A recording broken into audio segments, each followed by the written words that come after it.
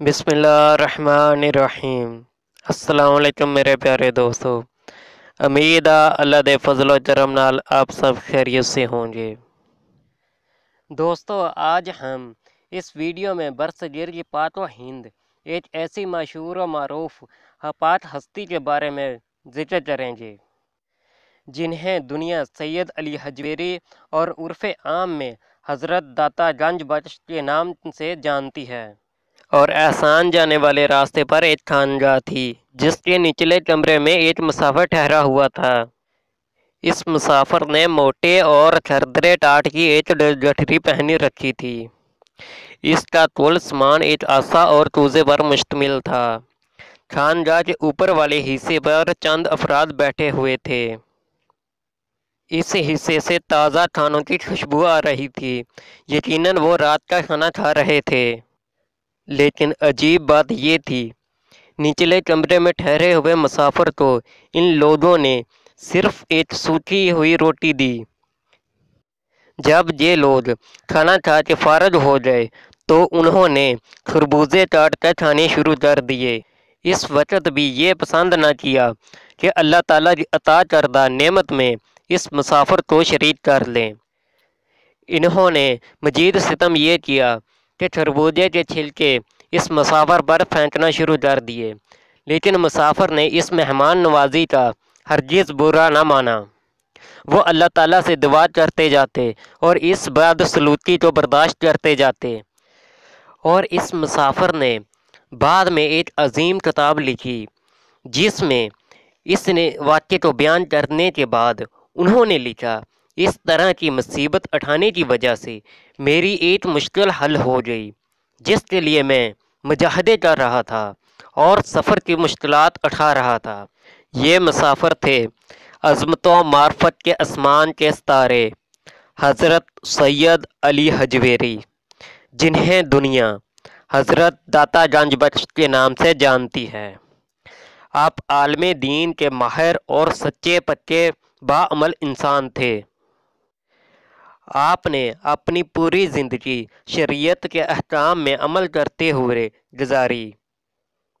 आपने वाज़िया कर दिखाया जो शय लाजमी है वो सिर्फ फटे पुराने कपड़े पहनना और दरवेशों जैसी वजह कता बना लेना नहीं है, बल्कि दिल में अपने खालिक व मालिक की याद बसी होनी चाहिए और इंसान के तमाम इमाल उसके मालिक और उसके भेजे हुए प्यारे रसूल हज़रत मोहम्मद सल्लल्लाहु अलैहि वसल्लम के अहकाम के मुताबिक होने चाहिए। और आपका नाम अली जबकि आपकी कौनियत अबू अल हसन है, लेकिन दुनिया आपको दाता गंज बख्श के नाम से जानती है। आपकी पैदाइश के बारे में अख्तलाफात पाया जाता है, ताहम बेशतर मौरखीन इस बात पर मुतफिक है कि आपकी पैदाइश 400 हिजरी बामुताबिक 9 या 10 ईस्वी में हुई। आपका सिलसिला निस्बत हज़रत सैयदना हसन रज़ी अल्लाह ताला अन्हा से जा मिलता है।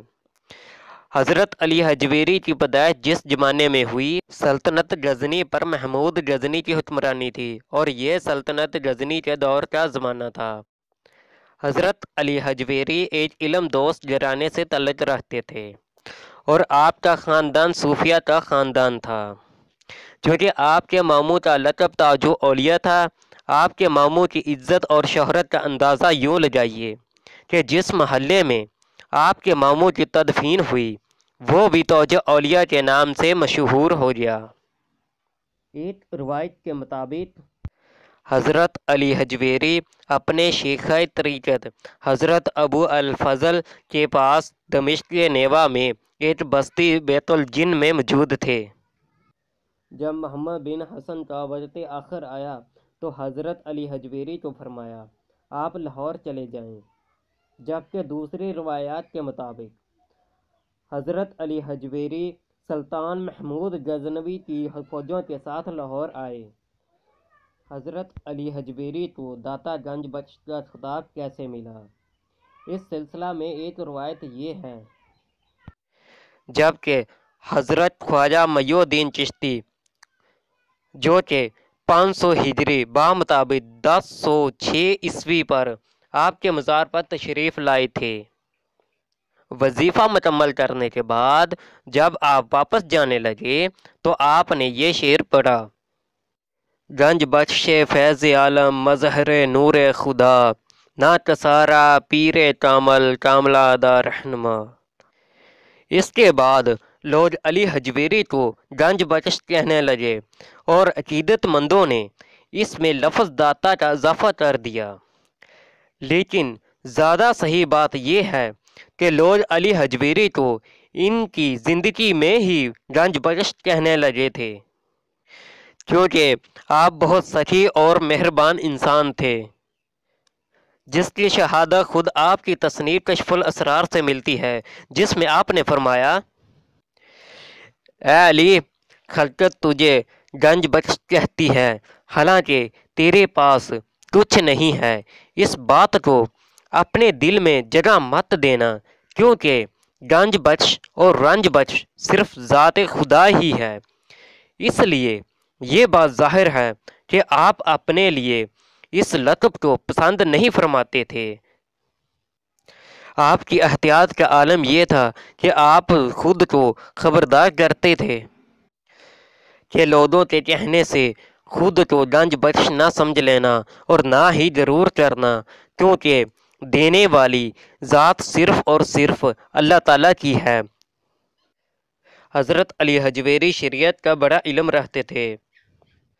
آپ حضرت امام ابو حنیفہ کی مسلک کی پیروی کرتے تھے۔ بے دین فرقوں کے خلاف آپ نے لسانی جہاد فرمایا۔ آپ کو خلیفہ اول حضرت ابو بکر صدیق اور خلیفہ ثانی حضرت عمر فاروق رضی اللہ تعالیٰ عنہ سے بڑی عقیدت تھی، اور حضرت ابو بکر صدیق کو طریقت کا امام مانتے تھے۔ حضرت علی حجویری نے بعض اوقات کسی مسئلہ پر مناظرہ بھی فرمایا ہے، اور جب حضرت علی حجویری لاہور تشریف لے آئے تو آپ کی دل نشیں گفتگو سے پنجاب کے نائب حاکم رائے راجو بھی مسلمان ہو گئے۔ ان کا نام شیخ ہندی رکھا گیا۔ رائے راجو بڑی با اثر شخصیت کے مالک تھے۔ وہ سلطان محمود غزنوی کی طرف سے پنجاب کے نائب حاکم تھے۔ حضرت علی حجویری بہت باعمل مسلمان تھے۔ آپ دل کی پاکیزگی اور باطنی صفائی کو بہت اہمیت دیتے تھے۔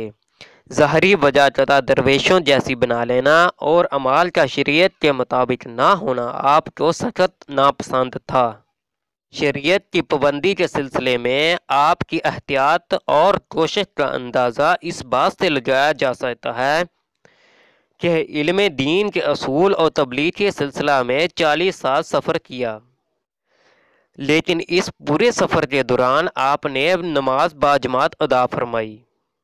اس کے ساتھ ساتھ آپ سادگی کو پسند فرماتے۔